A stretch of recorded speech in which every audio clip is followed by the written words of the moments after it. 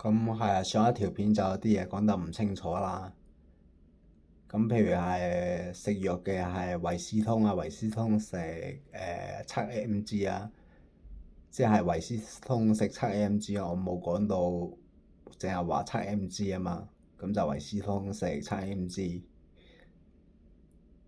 咁咧我就冇翻工翻到啲人對我咁好嘅，好似上一條片咁講，即係喺第二度講埋呢啲咁嘅嘢，平時又傻下傻下，晨早俾人鬧到死下死下啦，但係呢度就對我好好啦。咁唔係因為我好咗啊，係因為有人通知個個僱主啊，同埋公司嘅人，佢哋先至，因為我相信係收買咗佢哋，佢哋先至對我咁好嘅啫。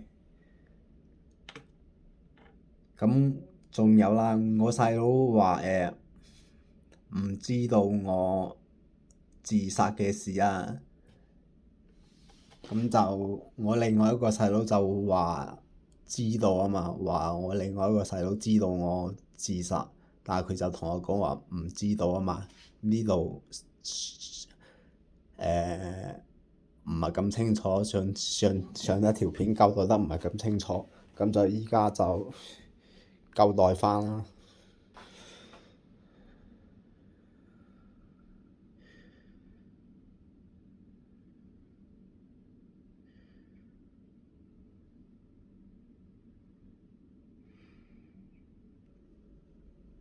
咁個老師問我聽到聲音嗰陣時，咁呢個補翻啦。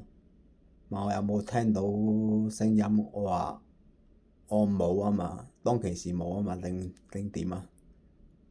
其實我係不嬲都冇聽到聲音嘅，即係我依家都係冇聽到聲音嘅，即係一直以來都聽唔到聲音嘅。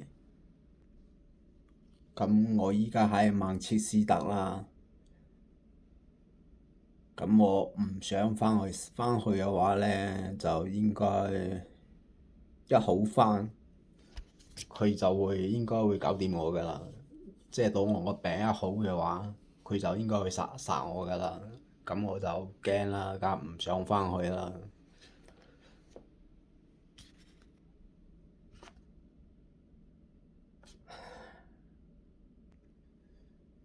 咁大家如果想睇下，即係唔明我喺度講咩嘅，咁麻煩你睇一睇我上一次嗰條片啦。係啦，咁我而家喺曼徹斯特啦，我都唔知點算好啊！依家佢哋啊不停咁樣收買，去睇醫生，個個醫生都係俾人收買咗㗎啦。嗰陣時第一次一嚟到去睇醫生嗰陣時，咁就即係個情況係咁嘅。咁個醫生咧，淨係問話香港個醫生係咪想害我？咁我答真嘅，我話係。咁咁咁我事實係答話真，我真係答話係嘅。咁跟住佢就話，單憑呢點就話我係精神有問題，即係冇同其他問題去確定我嘅精神病係咪有問題。我都有講過，我進步咗15年半，但係佢冇從呢一方面問多一啲嘢。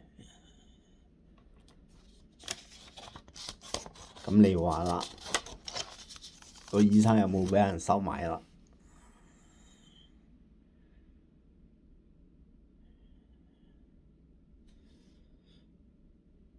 好啦，多謝晒啊！